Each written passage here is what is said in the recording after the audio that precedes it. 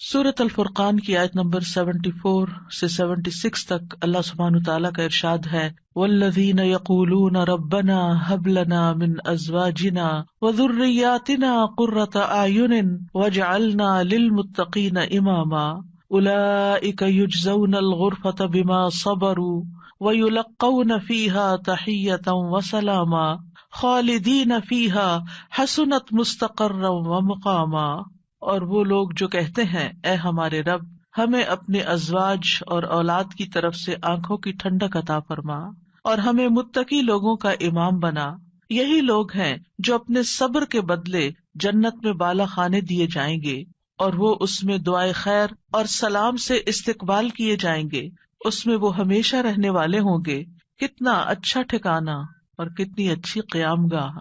اولاد کے لیے دعا مانگنا انبیاء اور اہل ایمان کا شیوا رہا ہے۔ ابراہیم علیہ السلام نے دعا کی تھی، رب ھب لی من الصالحین، اے میرے رب مجھے نیک اولاد عطا فرما۔ اہل ایمان کی دعا اللہ تعالیٰ نے قرآن مجید میں ذکر کی ہے، وَأَصْلِحْ لِي فِي ذُرِّيَّتِي، اور میری خاطر میری اولاد کی اصلاح کر دے۔ زکریا علیہ السلام نے دعا کی تھی، فَھَبْ لِي مِن لَّدُنْكَ وَلِيًّا يَرِثُنِي وَيَرِثُ مِنْ آلِ يَعْقُوبَ وَاجْعَلْهُ رَبِّ رَضِيًّا، مجھے اپنے پاس سے ایک وارث عطا فرما جو میرا وارث بنے اور آل یعقوب کا وارث ہو، اور اے میرے رب اسے پسند کیا ہوا بنا، وہ ایسا ہو جس سے تو راضی ہو جائے، وہ پسندیدہ ہو۔ ابراہیم علیہ السلام نے دعا کی تھی، رب اجعلنی مقیم الصلاۃ ومن ذریتی ربنا وتقبل دعا، اے میرے رب مجھے بھی اور میری اولاد کو بھی نماز قائم رکھنے والا بنا، اے رب میری یہ دعا قبول فرما۔ اہل ایمان ہمیشہ اپنی اولاد کے لیے دعا کرتے ہیں۔ سورۃ الفرقان کی جو آیات میں نے آپ کے سامنے پڑھی ہیں، یہ عباد الرحمان سے متعلق آیات ہیں کہ رحمان کے خاص بندے، رحمان کے پسندیدہ بندے اللہ تعالیٰ سے دعا کرتے ہیں کہ ربنا ھب لنا من ازواجنا وذریاتنا قرۃ اعین، کہ اللہ ہمیں اپنی ازواج سے اور اپنی اولاد سے آنکھوں کی ٹھنڈک عطا فرما۔ یاد رکھیے یہ دعا ہر صاحب ایمان کا شیوا ہے، ہر مومن کو یہ دعا کرتے رہنا چاہیے، چاہے ہماری اولاد نیک ہی کیوں نہ ہو، چاہے وہ فرما بردار ہی کیوں نہ ہو، چاہے وہ قرآن کی حافظ ہی کیوں نہ ہو، چاہے وہ دین کی عالم ہی کیوں نہ ہو، پھر بھی یہ دعا مانگتے رہنا چاہیے، اس لیے کہ دل رحمان کی دو انگلیوں کے درمیان ہوتا ہے، وہ جیسے چاہے انہیں پھیر سکتا ہے۔ ہمیں نہیں معلوم کہ آج اگر ہماری اولاد دین پر ہے تو کل اس کا مستقبل کیا ہوگا، اس لیے کبھی بھی اس بارے میں بے فکر نہیں ہونا چاہیے۔ نیک سے نیک ترین اولاد بھی ہو، تہجد گزار بھی ہو، صائم اور قائم ہو، لیکن پھر بھی دعا کرتے رہیں۔ اگر آپ کی اولاد نیک ہے تو آپ کی دعائیں ان کی نیکی میں استقامت اور اضافے کا سبب بنے گی، یعنی وہ مزید نیک بنے گی، ان کے اندر مزید استقامت آئے گی، اور پھر اسی طرح ان کا ایمان بھی بڑھے گا۔ اور اگر وہ نیک نہیں ہے اور اگر وہ آپ کی آنکھوں کی ٹھنڈک نہیں ہے تو اس دعا سے انشاءاللہ وہ آپ کی آنکھوں کی ٹھنڈک بنے گے۔ تو ہم سب کو بھی یہ دعا کرتے رہنا ہے کہ اے اللہ ہماری اولاد کو نیک بنا اور ان کو متقین کا امام بنا، یعنی تقوی والوں کی صحبت میں ہوں اور تقوی والوں میں بھی سب سے آگے ہوں، تقوی والوں کو بھی مزید لیڈ کرنے والے ہوں، ان کی رہنمائی کرنے والے ہوں، اور پھر یہ کہ وہ ہماری آنکھوں کی ٹھنڈک بھی ہوں، یعنی جہاں وہ رب کے پسندیدہ ہوں وہاں وہ ہمارے لیے بھی باعث سکون ہو۔ اس کے ساتھ ساتھ انسان کے لیے لازم ہے کہ وہ اپنی اولاد کی نیک تربیت بھی کرتا رہے، کیونکہ تربیت کی کوشش کرنا جو ہے ایک صبر آزما کام ہے۔ اسی لیے اس آیت کے بعد جو آیت آتی ہے اس میں صبر کرنے والوں کی جزا جنت میں غرفہ بتائی گئی ہے۔ عربوں کے ہاں گھر کے اندر جتنے بھی کمرے ہوتے ہیں ان میں سے سب سے بہترین کمرہ غرفہ کہلاتا ہے، یعنی سب سے اعلیٰ ترین درجہ۔ تو جنت میں بھی جب غرفہ کی بات ہے تو اس سے مطلب کوئی ہائی رائز بلڈنگ نہیں ہے، کیونکہ وہ ایک جگہ پر آتا نا کہ غرفات پر غرفات مبنیہ ہوں گے، تو اس سے مراد یہ ہے کہ جنت کے اعلیٰ ترین مقامات اللہ تعالیٰ ان کو عطا کرے گا جو صبر کے ساتھ تربیت بھی کرتے رہیں گے اور صرف اپنی تربیت اور اپنی کوشش کو کافی نہیں سمجھیں گے بلکہ اللہ تعالیٰ سے دعا بھی کریں گے۔ اور بہت دفعہ ایسا بھی ہوتا ہے کہ ہم تربیت میں پوری کوشش کر لیتے ہیں لیکن اس کا اثر اولاد میں نظر نہیں آتا، اولاد آپ کی ایکسپیکٹیشن پہ پوری نہیں اترتی، آپ جیسے ان کو دیکھنا چاہتے ہیں ویسے وہ نظر نہیں آتے۔ کیا ہم نوح علیہ السلام کی تربیت پہ کوئی شک کریں گے؟ ان کے 4 بیٹے تھے جن میں سے 3 بہترین بیٹے ثابت ہوئے، لیکن ایک بیٹا اپنے ہی راستے پر چل نکلا۔ تو اس میں انسان کی کوشش اگر ہو اور انسان کے بس میں ہو اولاد کی اصلاح، تو وہ سبھی کو سیدھا کر کے رکھ دے، لیکن یاد رکھیے کوشش ہماری، دعا ہماری، اور اس میں اثر ڈالنے والا اور اس کو ہماری آنکھوں کی ٹھنڈک بنانے والا صرف اور صرف ہمارا رب ہے۔ اس لیے مومن صرف اپنی کوششوں پہ بھروسہ نہیں کرتا، بلکہ وہ اپنے رب کو پکارتا رہتا ہے۔ اور پھر عام طور پر یہ ہوتا ہے کہ ہم اس دعا کو اپنی دعاؤں کا حصہ نہیں بناتے۔ ہاں، جب اولاد کی طرف سے کوئی تکلیف پہنچتی ہے، جب وہ ہماری کوئی بات نہیں مانتے یا ہمیں ناراض کرتے ہیں، تو پھر ہمیں خیال آتا ہے کہ ہمیں دعا کرنی چاہیے کہ ان کی اصلاح ہو جائے اور یہ سیدھے ہو جائے اور ہماری آنکھوں کی ٹھنڈک بن جائے۔ یاد رکھیے یہ صرف اولاد کے بگاڑ کے وقت کی دعا نہیں ہے، بلکہ ہمیشہ یہ دعا کرتے رہنا چاہیے۔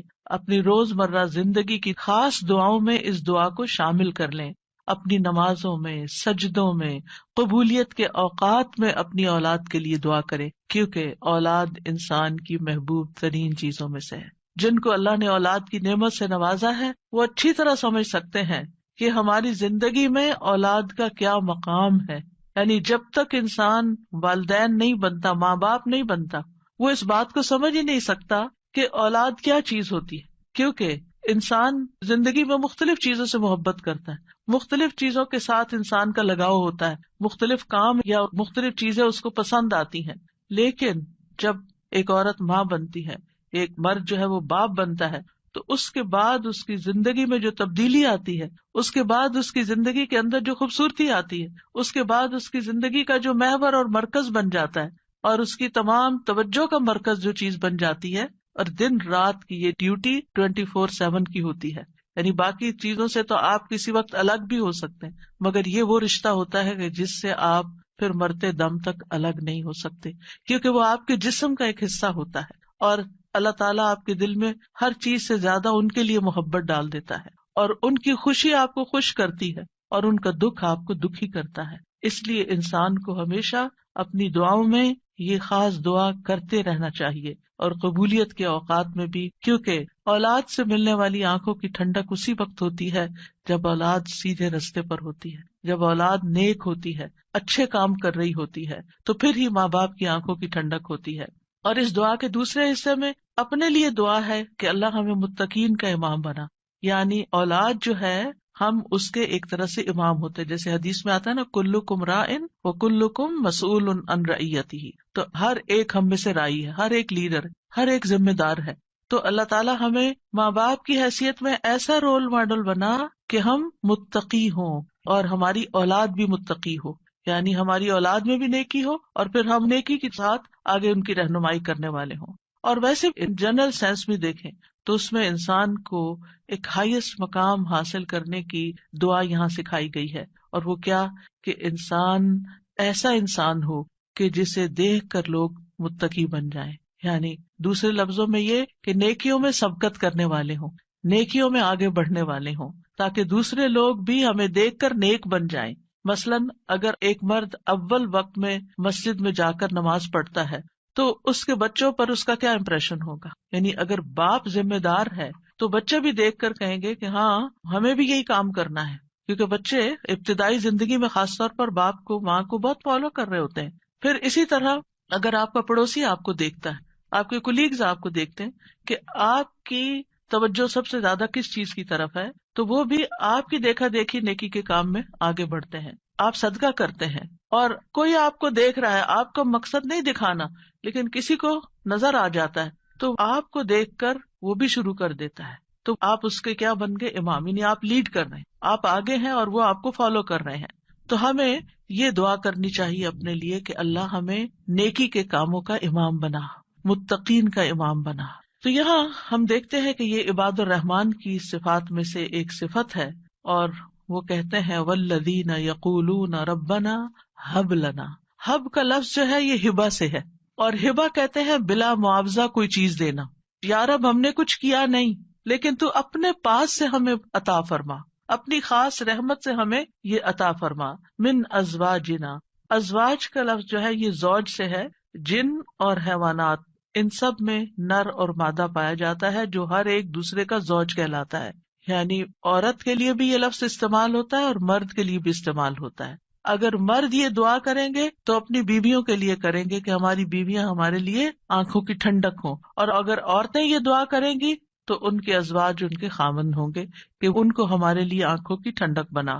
اور ذریات سے مراد ذریت جو ہے صرف اولاد نہیں ہوتی، اولاد کی اولاد بھی ذریت کہلاتی ہے. کیونکہ آپ نے دیکھا ہوگا کہ جب آپ اپنی اولاد کے لیے دعا کرتے ہیں اور وہ کسی قابل ہوتی، بڑی ہوتی، پھر ان کے بچے پیدا ہوتے ہیں، تو بعض اوقات اپنے بچوں سے زیادہ بچوں کے بچے پیارے ہو جاتے ہیں، اور اگر وہ نیک بنتے ہیں تو ہمیں آنکھوں کی ٹھنڈک نصیب ہوتی ہے، اور اگر بچوں کے بچوں میں کوئی بگاڑ آ جائے تو آپ ایکولی دکھ اور تکلیف میں مبتلا ہو جاتے ہیں. تو اس لیے یہ بہت جامع دعا ہے کہ ہم صرف اپنے لیے نہیں، اپنے بچوں کے لیے نہیں، بلکہ اپنی نسلوں کے لیے دعا کر رہے ہوتے ہیں. تو ربنا ہب لنا من ازواجنا وذریاتنا، اور ذریات میں قرۃ اعین، آنکھوں کی ٹھنڈک. آپ کو معلوم ہے کہ آنکھیں ٹھنڈی بھی ہوتی ہیں اور گرم بھی ہوتی ہیں. آنکھوں سے جب آنسو بہتے ہیں، خوشی کے آنسو بہیں تو آنکھیں ٹھنڈی ہوتی ہیں، اور اگر غم کے آنسو ہوں تو آنکھیں گرم ہو جاتی ہیں. تو آنکھوں کی ٹھنڈک کا مطلب ہے خوشی، مسرت. اور پھر یہ کہ آنکھوں کی ٹھنڈک ہو تو انسان پرسکون رہتا ہے، نیند بھی سکون سے آتی ہے. کہ بچوں کی طرف سے اگر انسان کو بے فکری ہو کہ وہ اچھے کام کر رہے ہیں، اچھی جگہ پر ہیں، سیف ہینڈز میں ہیں، تو انسان کے بہت سے غم، دکھ، پریشانیاں ختم ہو جاتی ہیں، وہ بے فکر ہو جاتا ہے. اور پھر اسی طرح یہ ہے کہ جب آنکھوں کی ٹھنڈک ہوتی ہے تو انسان کے دل کو بھی قرار ملتا ہے. یعنی آنکھوں کی ٹھنڈک صرف آنکھوں تک نہیں رہتی، بلکہ آنکھوں سے انسان جو کچھ دیکھتا ہے وہ اس کے دل تک اتر جاتا ہے. ابن عباس کہتے ہیں اس سے مراد ان کی وہ اولاد ہے جو اللہ کی اطاعت کے کام کرے تاکہ دنیا اور آخرت میں انہیں آنکھوں کی ٹھنڈک نصیب ہو. یعنی جو بچے نیک ہوتے ہیں وہ ماں باپ کے لیے ان کی زندگی میں بھی خوشی کا باعث ہوتے ہیں، اور جب ماں باپ فوت ہو جاتے ہیں تو وہ ان کے لیے صدقہ جاریہ بن جاتے ہیں. اور پھر جب قیامت کے دن اٹھیں گے اور اولاد اور والدین کو اللہ سبحانہ تعالیٰ جمع کر دے گا اپنی جنتوں میں، تو یہ وہاں بھی ان کو دیکھ دیکھ کر خوش ہوتے رہیں گے. آبویسلی جو بچے ماں باپ کے ساتھ نہیں جا سکیں گے، جو ماں باپ کا دین چھوڑ گئے یا ان کا راستہ چھوڑ گئے یا نماز روزہ چھوڑ گئے، تو پھر ظاہر ہے کہ وہ بچے چاہے دنیا میں کتنے بھی کامیاب کیوں نہ ہوں، وہ آخرت میں ساتھ نہیں ہوں گے. تو اس لیے جب یہ دعا کرتے ہیں تو اس میں ان کی ہدایت اور صلاح کی دعا بھی آ جاتی ہے. یعنی یہاں اس دعا سے مراد صرف بچوں کا ظاہری حسن اور خوبصورتی اور ان کی دنیا کی کامیابیاں اور دنیا میں ان کا مال و دولت کمانا، یہ بھی ٹھیک ہے، خوشی کی بات ہوتی ہے. بچہ خوبصورت ہو تو ماں باپ کو بہت اچھا لگتا ہے، بچہ اگر کامیاب ہو، کوئی ڈگری کر لے تو ماں باپ کو بہت اچھا لگتا ہے، بچے کو اچھی جاب مل جائے تو ماں باپ بہت خوش ہوتے ہیں. اور جو ماں باپ صرف دنیا کے لیے جیتے ہیں اور جن کا مطلب اور مقصد، ایم اور گول صرف دنیا کمانا ہوتا ہے، وہ انہی باتوں پر خوش ہوتے رہتے ہیں. لیکن جو اہل ایمان ہوتے ہیں ان کی خوشی صرف اس چیز میں نہیں ہوتی، ان کی خوشی اولاد کی نیکی میں ہوتی ہے کہ ہماری اولاد نیک ہو. تو جب ہم یہ کہتے ہیں کہ ہمیں آنکھوں کی ٹھنڈک عطا کر، تو اس سے مطلب یہ ہوتا ہے کہ اللہ وہ تیرے اطاعت گزار ہوں، فرما بردار ہوں، خیر اور بھلائی کے کاموں میں آگے جانے والے ہوں، اللہ کی عبادت اچھے طریقے سے کرنے والے ہوں، گناہوں اور حرام کاموں سے بچنے والے ہوں. اور وجعلنا للمتقین اماما، کہ اللہ ہمارے ماتحت جتنے بھی لوگ ہیں وہ سب متقی ہوں. یعنی ایک طرف اولاد کے لیے دعا اور دوسری طرف ان لوگوں کے لیے جو ہمیں فالو کرتے ہیں یا جن کے اوپر ہم ذمہ دار بنائے گئے ہیں کہ یا اللہ ان کے اندر بھی تقویٰ پیدا کر دے. یعنی ہماری اولاد تو نیک ہو، لیکن آپ کے ساتھ جو لوگ کام کر رہے ہیں، جن کے آپ ذمہ دار ہیں، مثلاً اگر آپ استاد ہیں اور آپ کے شاگرد ہیں، یا آپ ایک لیڈر ہیں، کمیونٹی لیڈر ہیں اور آپ کے بہت سے فالوورز ہیں، یا اسی طرح اور جو بھی کام آپ لیڈرشپ رول میں کرتے ہیں، تو یا اللہ جو لوگ آپ کی جو ٹیم ہے، یا اللہ اس کو بھی متقی بنا دے، اس کے اندر بھی اپنی محبت پیدا کر دے. کتنی خوبصورت دعا ہے. ظاہر ہے کہ انسان انہی لوگوں کے ساتھ ہوتا ہے، یا تو گھر میں ہوتا ہے یا باہر کام پر ہوتا ہے. جب گھر میں ہوتا ہے تو کیا ہوتا ہے، بیوی اور بچوں کو دیکھ کر انسان اپنی آنکھیں ٹھنڈی کرتا ہے، اس کو ایک پرسکون ماحول ملتا ہے. اور جب وہ گھر سے باہر ہوتا ہے، اپنی جاب پر ہوتا ہے، اپنی ٹیم کے ساتھ ہوتا ہے، تو ان کی نیکی، ان کا اخلاق، ان کا تقویٰ دیکھ دیکھ کر اس کی آنکھیں ٹھنڈی ہوتی رہتی. سنسیئر مخلص ساتھیوں کا مل جانا یہ اللہ تعالیٰ کی بہت بڑی نعمت ہوتی ہے. اور پھر آپ دیکھیے کہ یہ نہ صرف ان کے تقویٰ کی دعا ہے بلکہ جو خود متقی بننے کی خواہش رکھتا ہوگا وہی چاہے گا کہ اس کے ساتھی اور اس کے ماحول کے لوگ اور اس کے آس پاس کے لوگ تقویٰ والے ہوں. اور یہ معنی بھی اس کا بنتا ہے کہ یا اللہ تو ہمیں اتنا تقویٰ عطا کر کہ ہم متقین کے امام بن جائیں، یعنی ان متقین میں سے بھی سب سے آگے ہو تقویٰ میں. للمتقین اماما، یعنی ہمیں ہدایت کا امام بنا، لوگوں کو ہم سے ہدایت حاصل ہو، گمراہی کا امام نہ بنے. کیونکہ اللہ سبحانہ تعالیٰ نے خوش بخت لوگوں کے بارے میں فرمایا سورۃ الانبیاء میں، وَجَعَلْنَاهُمْ أَئِمَّةً يَهْدُونَ بِأَمْرِنَا وَأَوْحَيْنَا إِلَيْهِمْ فِعْلَ الْخَيْرَاتِ وَإِقَامَ الصَّلَاةِ وَإِيتَاءَ الزَّكَاةِ وَكَانُوا لَنَا عَابِدِينَ، اور ہم نے انہیں ایسے پیشوا بنایا جو ہمارے حکم کے ساتھ رہنمائی کرتے تھے، اور ہم نے ان کی طرف نیکیاں کرنے اور نماز قائم کرنے اور زکوٰۃ ادا کرنے کی وحی بھیجی، اور وہ صرف ہماری عبادت کرنے والے تھے. تو اس سے کیا پتہ چلتا ہے کہ ہم نے انہیں ایسا پیشوا بنایا جو ہمارے حکم کے ساتھ رہنمائی کرتے تھے. یہ ہے متقین کے امام کہ جو اللہ کی مرضی اور اللہ ہی کے دی ہوئی جو تعلیم اور ہدایت ہے اس کے مطابق لوگوں کو گائیڈ کرتے ہیں، صرف اپنی من پسند چیزوں یا اپنی طرف سے چیزیں ایجاد نہیں کرتے. اور اہل شقاوت بدبخت لوگوں کے بارے میں آتا ہے وَجَعَلْنَاهُمْ أَئِمَّةً يَدْعُونَ إِلَى النَّارِ، ہم نے ان کو ایسے امام بنایا جو لوگوں کو آگ کی طرف بلاتے ہیں، جیسے فرعون تھا، قارون اور اس طرح کے لوگ کہ لوگ ان کو فالو کرتے تھے اور وہ خود بھی آگ کی طرف جانے والے. جیسے فرعون کے بارے میں آتا ہے يَقْدُمُ قَوْمَهُ يَوْمَ الْقِيَامَةِ فَأَوْرَدَهُمُ النَّارِ، کہ قیامت کے دن وہ اپنی قوم کو لیڈ کر رہا ہوگا اور انہیں آگ میں لے جا کے گرائے گا. تو اس لیے بہت ضروری ہے کہ ہم خیر میں اچھا نمونہ بنے. اور ویسے بھی آپ دیکھیں کہ انسان کے امپریشنز ہوتے ہیں، انسان جو کچھ کرتا ہے اچھا کرتا ہے یا برا کرتا ہے اس کے آثار ہوتے ہیں. یعنی آپ اچھا کرتے ہیں اور آپ کو دیکھ کے جتنے لوگ خاموشی سے اچھا کر لیتے ہیں وہ سارے آپ کے آثار ہو گئے اور ان سب کی نیکی آپ کی نیکی میں جمع ہو گئی. اور آپ کو دیکھ کر اگر کوئی شخص غلط ٹرینڈ اختیار کرتا ہے تو اس کی قباحت بھی آپ کے پلے میں پڑ گئی. تو متقین کا امام بننے کے لیے یاد رکھیے دو چیزیں بڑی اہم ہیں، ایک ہے صبر اور دوسرے ہے یقین. صبر اور یقین، یہ دو چیزیں ہوں تو یہ مقام حاصل کیا جا سکتا ہے. اللہ تعالیٰ فرماتے ہیں وَجَعَلْنَا مِنْهُمْ أَئِمَّةً يَهْدُونَ بِأَمْرِنَا لَمَّا صَبَرُوا وَكَانُوا بِآيَاتِنَا يُوقِنُونَ، اور جب انہوں نے صبر کیا تو ہم نے ان میں سے ایسے امام بنائے جو ہمارے حکم سے رہنمائی کرتے تھے اور وہ ہماری آیات پر یقین رکھتے تھے. یاد رکھیے ایک بچے کی تربیت صبر آزما کام ہوتا ہے اور اس کے بارے میں ہوپ فل رہنا بھی بڑا ضروری ہوتا ہے. کیونکہ اگر ہم صبر کا دامن چھوڑ دیں اور یہ کہے کہ یہ تو ماننے والے نہیں اور یہ ہماری سنتے نہیں، ٹھیک ہے جو چاہیں کریں، اور ان کو کھلی چھٹی دے دیں، تو وہ تو بگاڑ کی آخری حد کو پہنچ جائیں گے. آپ کھلی چھٹی دے دیں گے نہیں، آپ کو اچھے اخلاق کے ساتھ رویے کے ساتھ وقتاً فوقتاً ان کی اصلاح کا کام کرتے رہنا ہے. اور یہ صبر آزما کام ہے. یعنی بعض اوقات آپ کا دل اندر سے کٹ رہا ہوگا، آپ شدید غصے کا شکار ہوں گے، شدید نفرت کا شکار ہوں گے ان کے کسی غلط کام پر، لیکن آپ اس کا ایسا اظہار نہیں کریں گے کہ جس سے وہ ہمیشہ کے لیے آپ کو خیر بات کہہ کے چلے جائیں اور آپ سے کٹ جائیں. کیونکہ آپ دیکھیں بہت سے بچے ایسے ہوتے ہیں جو ماں باپ کی نیگنگ سے اور ماں باپ کی بد اخلاقی اور بدسلوکی سے پھر وہ ہمیشہ کے لیے ان کو چھوڑ ہی جاتے ہیں. تو ایسا کوئی طریقہ اختیار نہیں کرنا کہ جس سے وہ دور ہوں، بلکہ محبت کے ساتھ. یعنی اگر ان کے اندر آپ دیکھتے ہیں کچھ چیزیں ایسی ہیں جو درست نہیں، تو محبت کے ساتھ اور صبر کے ساتھ دعائیں کرتے کرتے ان کی اصلاح کرتے جائیں. ہو سکتا ہے آپ اپنی زندگی میں نہ دیکھیں وہ دن جس کو آپ دیکھنا چاہتے ہیں، لیکن مرنے کے بعد آپ کو ان کی دعائیں پہنچ رہی ہوں، آپ کی وہ محنت ضائع نہیں جائے گی. تو لما صبر کرنا بہت ضروری ہے. اور پھر یہ ہے کہ ان کی طرف سے جتنی بھی آزمائشیں آئیں، ان کی طرف سے جو تکلیفیں آپ کو پہنچے، کیونکہ جو بھی ماں باپ بنتے ہیں وہ سب جانتے ہیں کہ اولاد کی طرف سے بعض اوقات آنکھوں کی ٹھنڈک سے زیادہ تکلیفیں ہی پہنچتی. یعنی وہ آپ کا مقام نہیں سمجھتے جب تک وہ خود ماں باپ نہیں بنتے، ان کو سمجھ نہیں آتی کہ ماں باپ کا مقام کیا ہے اور ماں باپ کی تکلیف کیا ہے. لہٰذا ایسے تمام مواقع پر صبر سے کام لینا ہے.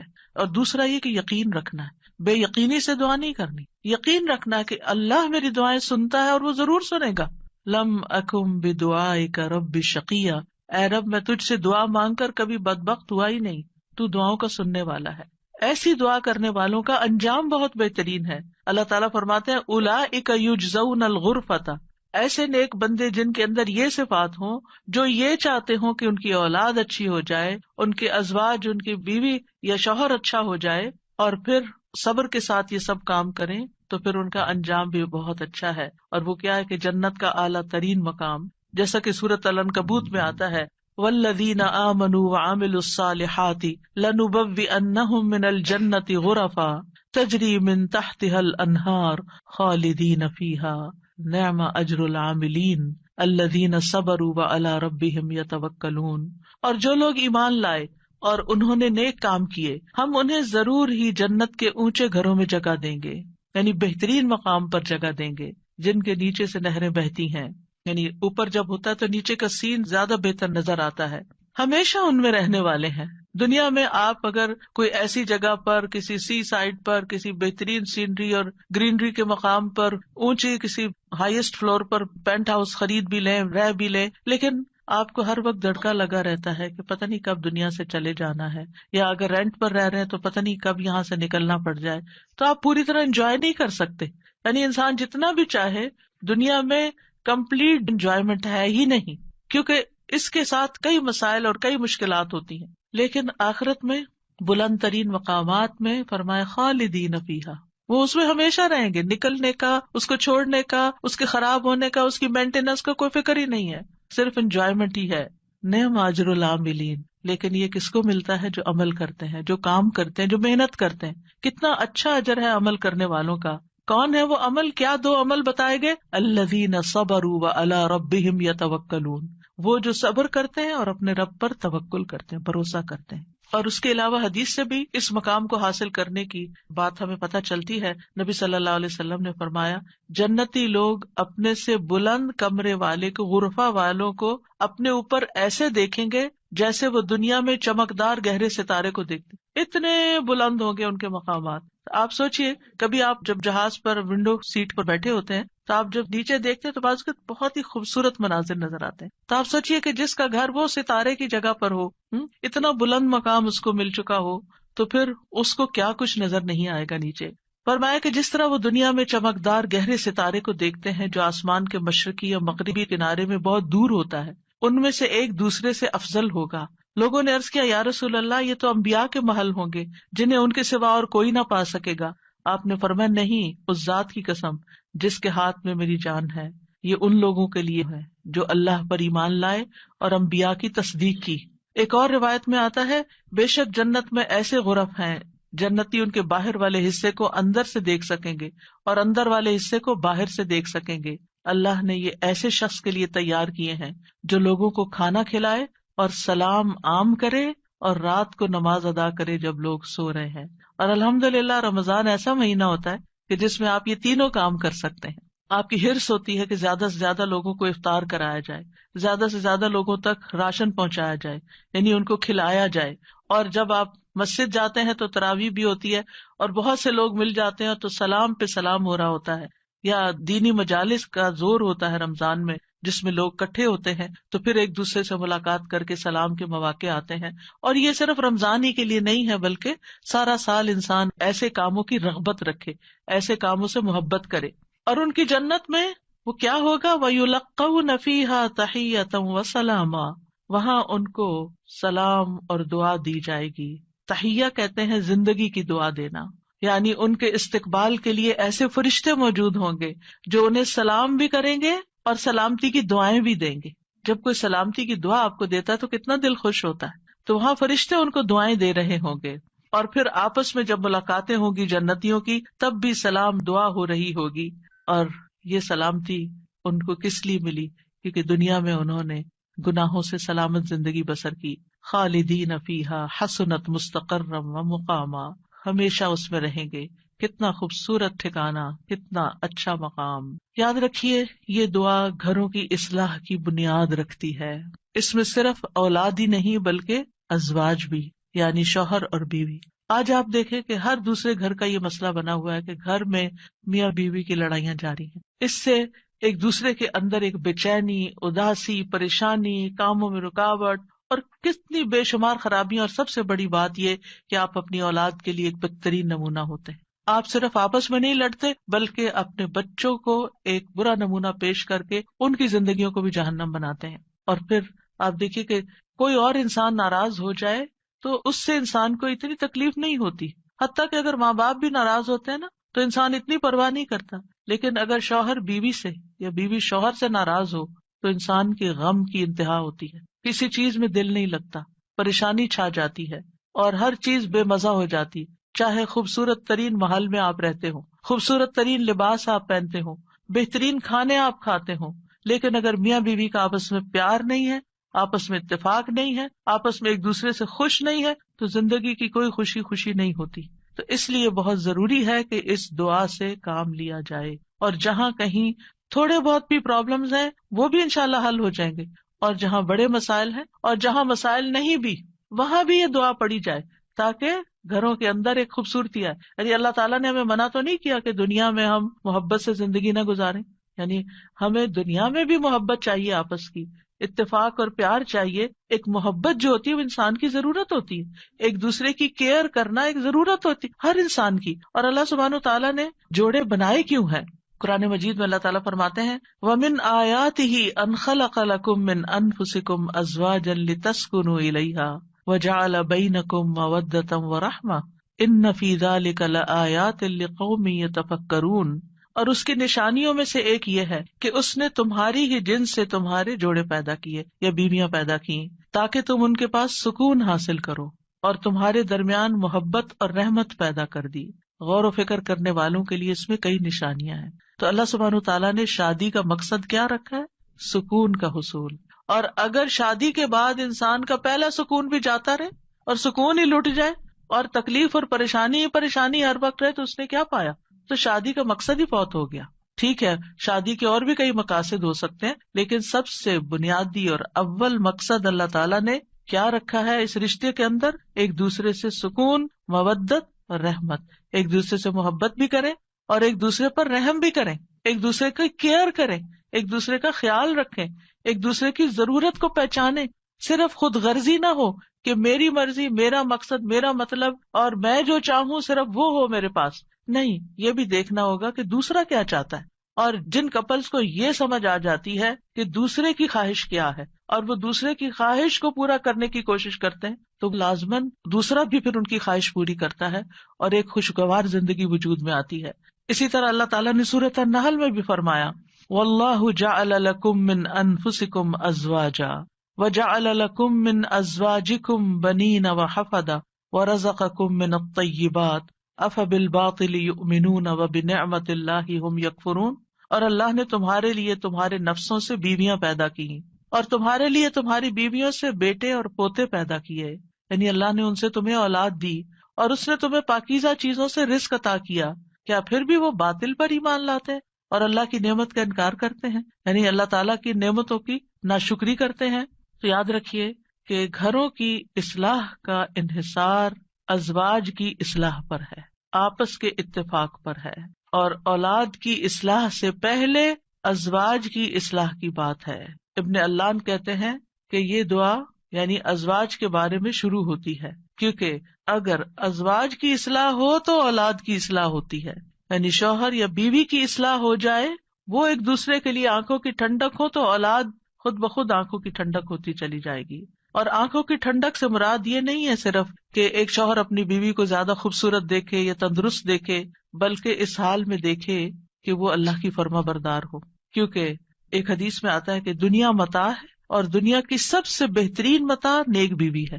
یعنی دنیا میں جتنی بھی نعمتیں ہیں ان میں سے سب سے بڑی نعمت ایک مرد کے لیے کیا ہے؟ ایک نیک بیوی ہے، ایک اچھی بیوی ہے. اور نیکی صرف نماز روزے کا نام نہیں ہوتی، نیکی اچھے اخلاق کا نام ہوتی ہے. ایک اور حدیث میں آتا ہے نا کہ جب ایک عورت 5 وقت کی نماز پڑھے، رمضان کے روزے رکھے اور اپنے شوہر کی اطاعت کرے، جب وہ اس کو دیکھے، اس کو خوش کر دے، تو وہ جنت کے جس دروازے سے چاہے داخل ہو جائے. یعنی اس تعلق کی بہتری اور خوبصورتی کا اتنا زیادہ اہتمام کیا گیا ہے. اور پھر آپ دیکھیں کہ متقین کا امام بننے کے لیے انسان کو پہلے گھر میں اچھا امام بننے کی ضرورت، یعنی گھر سے باہر آپ اسی صورت میں اچھے امام بن سکتے ہیں جب آپ گھر کے اندر خوبصورتی لاتے ہیں اور اس کے لیے کوشش بھی کرتے ہیں.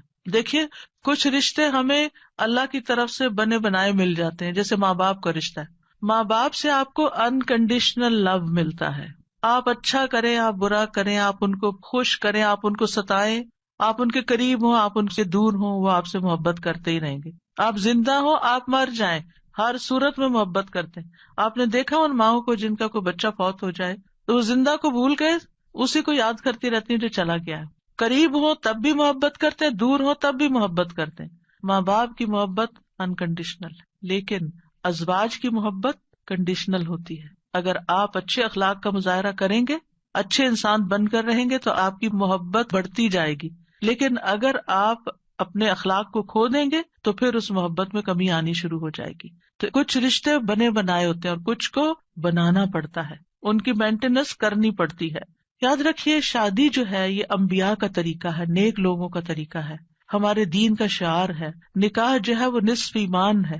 یعنی ہمارے دین میں کرسچینٹی کی طرح یہ نہیں ہے کہ آپ شادی نہیں کریں، آپ نن بن جائیں، آپ فقیر بن جائیں اور آپ زیادہ نیک ہیں. نہیں، آپ شادی کر کے زیادہ نیکی کما سکتے ہیں. یعنی اسلام جو ہے وہ فطری ضروریات کو مد نظر رکھتا ہے. اللہ تعالیٰ فرماتے ہیں یقیناً آپ سے پہلے بھی ہم نے کئی رسولوں کو بھیجا اور ہم نے ان کے لیے بیویاں اور اولاد بنائی. یعنی پیغمبر بھی بیویوں والے اور اولادوں والے تھے. نبی صلی اللہ علیہ وسلم نے فرمایا نکاح میری سنت ہے، بس جو میری سنت پر عمل نہیں کرتا وہ مجھ سے نہیں. تم لوگ شادی کیا کرو.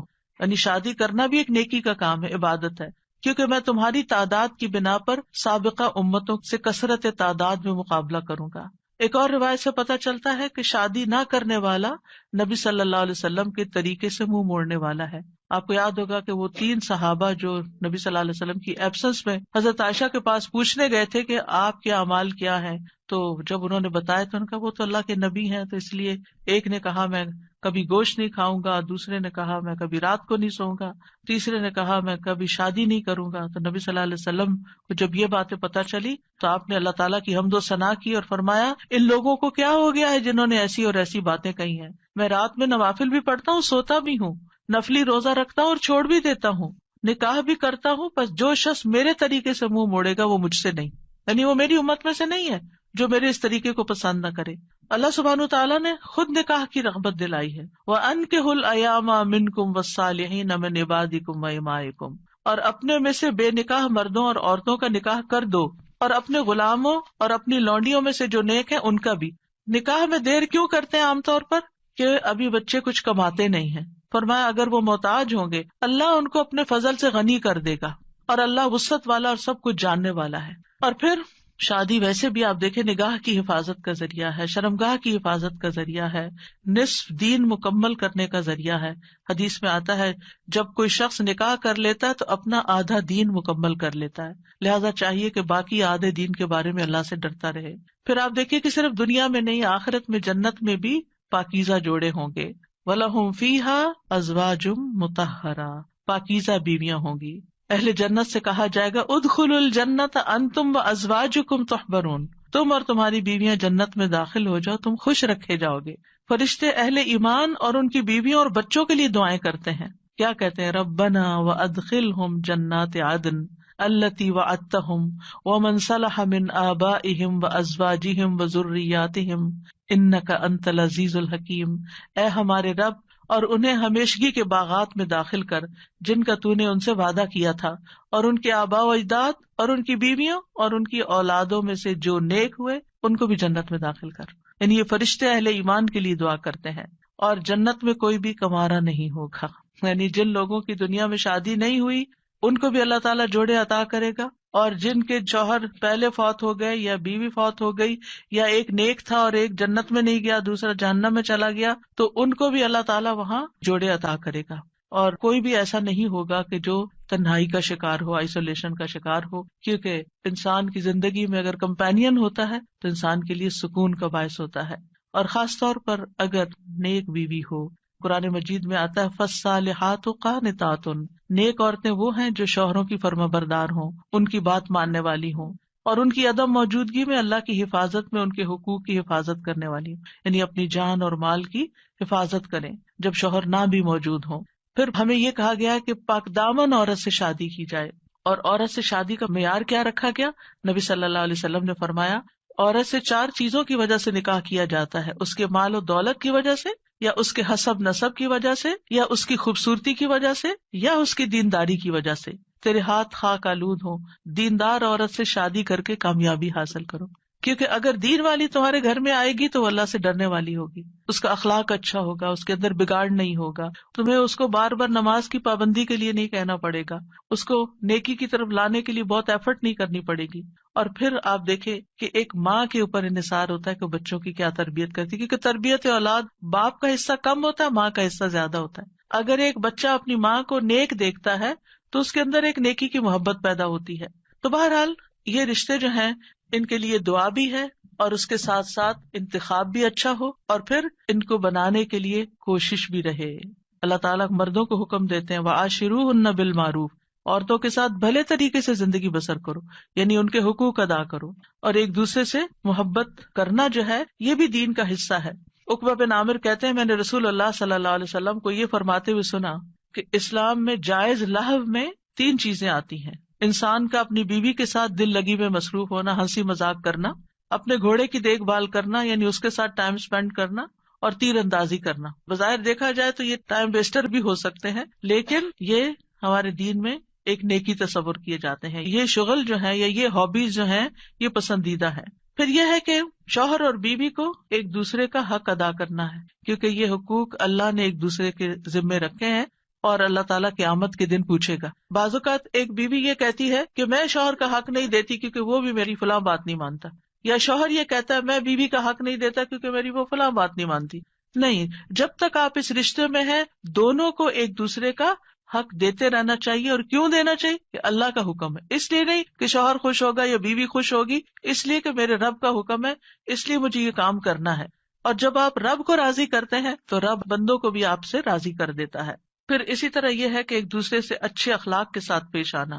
نبی صلی اللہ علیہ وسلم نے فرمایا ایمان کے لحاظ سے کامل مومن وہ ہے جو اخلاق میں سب سے اچھا ہے، اور تم میں سے بہتر شخص وہ ہے جو اپنے گھر والوں کے لیے اچھا ہے، اور ایک روایت میں بیویوں کے لیے اچھا ہے۔ اس میں آپ دیکھیے کہ لوگ گھر سے باہر تو ہر ایک سے بڑا اچھا اخلاق رکھتے ہیں، لیکن گھر میں منہ بنا کے رکھتے ہیں، تو یہ اچھے اخلاق کی علامت نہیں۔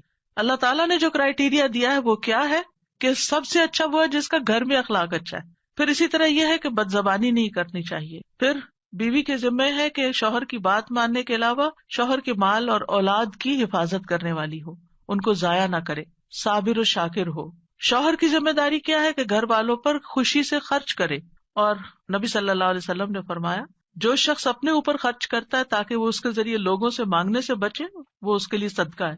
یعنی آپ اپنی پرسنل نیڈز کے لیے اسپینڈ کرتے ہیں، یہ بھی صدقہ ہے۔ جو شخص اپنی بیوی اور بچوں اور اپنے گھر والوں پہ خرچ کرتا ہے وہ بھی صدقہ شمار ہو جاتا ہے، یعنی شوہر کے نامہ اعمال میں وہ نیکی لکھی جاتی ہے کہ یہ اپنی بیوی پر بچوں پر خرچ کرنے والا ہے۔ پھر اسی طرح اچھے گزران کا اصول کیا ہے کہ ایک دوسرے کی اچھی عادتوں پر نظر رکھی جائے اور بری عادتوں کو اگنور کیا جائے۔ اگر ہم نے یہ ایکویشن بدلی کہ بری عادتوں کو ہر وقت ہائی لائٹ کیا، تم یہ نہیں کرتی، تم یہ نہیں کرتے، تم یہ نہیں کرتی، تم یہ نہیں کرتے، تو پھر زندگی جہنم بن سکتی ہے۔ کیونکہ ہر وقت اگر انسان اسی میں کڑتا رہے کہ اس شخص میں کیا خرابی ہے، کیا نہیں ہے، کیا کون سی برائی ہے، کون سی غلط عادت ہے، اور اسی پر لڑائی جھگڑا کرتا رہے، تو زندگی میں انجوائمنٹ نہیں رہتی۔ بلکہ اس کے برعکس نبی صلی اللہ علیہ وسلم نے یہ فرمایا کوئی مومن شخص کسی مومن عورت سے بغض نہ رکھے، یعنی بیوی سے نفرت نہیں کرنی چاہیے۔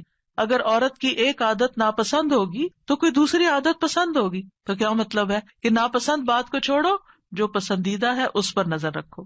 پھر اسی طرح یہ ہے کہ نیک اولاد کے لیے بھی کوشش کے علاوہ اور دعائیں بھی ہمیں سکھائی گئی ہیں، جیسے ان کی پیدائش سے پہلے ہی دعا کرنا، ربی حب لی من الصالحین، اے میرے رب مجھے نیک اولاد عطا کر۔ یعنی ابھی اولاد ہوئی نہیں لیکن پہلے سے ہی دعا مانگنا شروع ہو جائے انسان کہ اللہ مجھے نیک اولاد دینا۔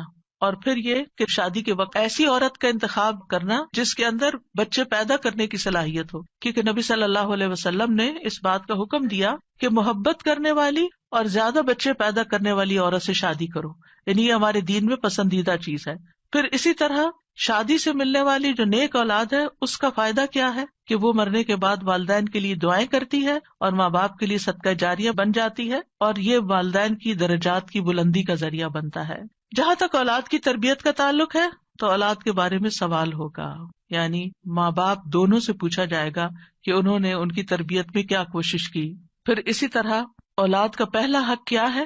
حدیث میں آتا ہے نبی صلی اللہ علیہ وسلم نے فرمایا اپنے نطفوں کے لیے اچھی عورت کا انتخاب کرو، یعنی نیک عورت کا انتخاب کرو، اور دین میں ہم پلہ عورتوں سے نکاح کرو اور ہم پلہ مردوں کو اپنی بیٹیوں کا نکاح کر کے دو۔ پھر اسی طرح اچھے باپ کا انتخاب، رسول اللہ صلی اللہ علیہ وسلم نے فرمایا جب ایسا شخص تمہارے پاس نکاح کا پیغام بھیجے جس کے دین اور اخلاق سے تم مطمئن ہو تو اس سے اپنی بیٹی کا نکاح کرو، یعنی اوباش آوارہ لڑکے ہوں تو پھر ان کے ساتھ شادی نہیں کرو، کیونکہ شادی کے بعد کیا ہوگا، آپ کی بیٹی کو مصیبت میں ڈال دے گا۔ فرمایا اگر ایسا نہیں کرو گے تو زمین میں فتنہ اور زبردست فساد برپا ہوگا، یعنی پھر فساد ہی فساد، بگاڑ ہی بگاڑ۔ پھر اسی طرح ولادت سے پہلے شیطان سے حفاظت کی دعا سکھائی گئی کہ جب شوہر بیوی ایک دوسرے سے ملیں تو دعا پڑھیں، جیسے حضرت مریم کی والدہ نے دعا پڑھی تھی وَإِنِّي أُعِيذُهَا بِكَ وَذُرِّيَّتَهَا مِنَ الشَّيْطَانِ الرَّجِيمِ۔ کتنی خوبصورت دعا ہے کہ اللہ میں اس بچی کو بھی اور اس کی آئندہ آنے والی ذریت کو بھی تیری پناہ میں دیتی ہوں شیطان سے بچا کر۔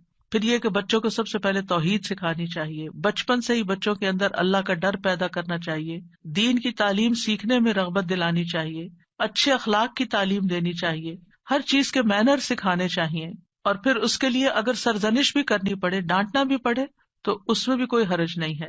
اپنے ساتھ نیک کاموں میں شامل کرنا چاہیے، جیسے ابراہیم علیہ السلام نے کیا کیا تھا، کعبہ کی تعمیر میں کس کو ساتھ شامل کیا تھا، اسماعیل علیہ السلام کو۔ پھر اولاد کے درمیان عدل کرنا چاہیے، بچوں سے پیار کرنا چاہیے، کچھ ماں باپ بچوں سے پیار نہیں کرتے، ایسے والدین کی مذمت کی گئی ہے۔ پھر اولاد کے بالغ ہو جانے کے بعد ان کی شادی بھی کرنی چاہیے، یعنی اس بات کی بھی فکر ہونی چاہیے۔ ابن عباس کہا کرتے تھے جس کو اللہ بیٹا عطا کرے اس کو چاہیے کہ اس کا اچھا نام رکھے، اس کی اچھی تربیت کرے، جب وہ بالغ ہو تو اس کی شادی کر دے۔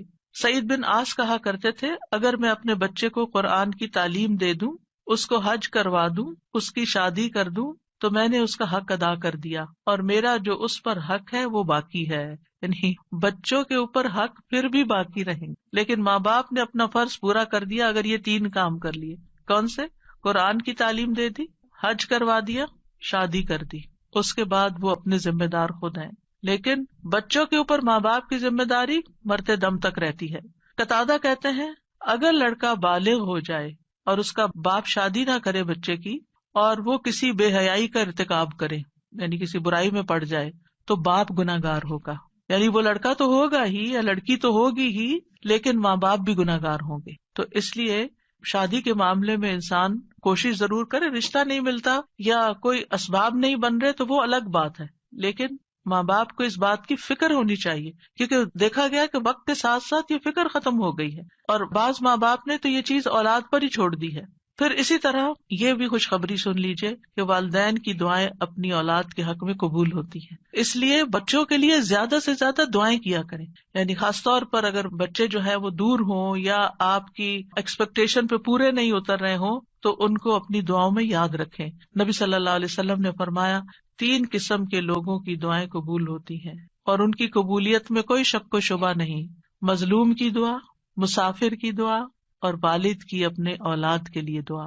تو اس لیے ہمیں دعائیں کرتے رہنا چاہیے، اور ان دعاؤں میں ربنا ہب لنا من ازواجنا، جن کو آتی ہے وہ بھی پڑھے، ربنا ہب لنا من ازواجنا وذریاتنا قرۃ اعین وجعلنا للمتقین اماما۔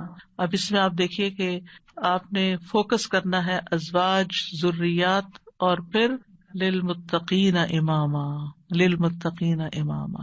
اس میں وہ لوگ بھی آ جاتے ہیں جن کے ازواج نہیں یا جن کی اولاد نہیں، تو وہ کیا ہے؟ متقین کے امام۔ کیونکہ آپ دیکھیے کہ حضرت عائشہ رضی اللہ تعالیٰ عنہا جو تھی بہت ینگ ایج میں 18 ایئرس کی تھی کہ وہ بیوہ ہو گئی تھی، بہت چھوٹی عمر میں، لیکن آپ کو معلوم ہے ان کے شاگردوں کی تعداد کتنی زیادہ ہے۔ ایک تو کچھ ڈائریکٹ شاگرد تھے نا، اور ایک آج تک ہم سب شاگرد ہیں ان کے۔ انہوں نے جو احادیث روایت کی، یعنی وہ ان صحابہ میں سے تھی جو مکثرین تھے، جن کی احادیث کی تعداد ہزاروں میں پہنچتی، تو انہوں نے جو احادیث روایت کی اور لوگوں نے جو پڑھی اور آگے پڑھائی اور سکھائی، وہ سب ان کے شاگرد بنتے ہیں۔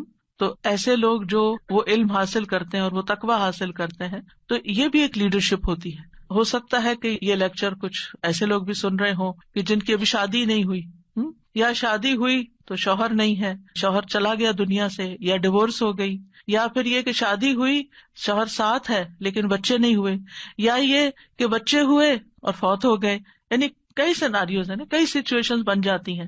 تو جو بھی کوئی سچویشن ہو اس میں دعا کا یہ پہلا حصہ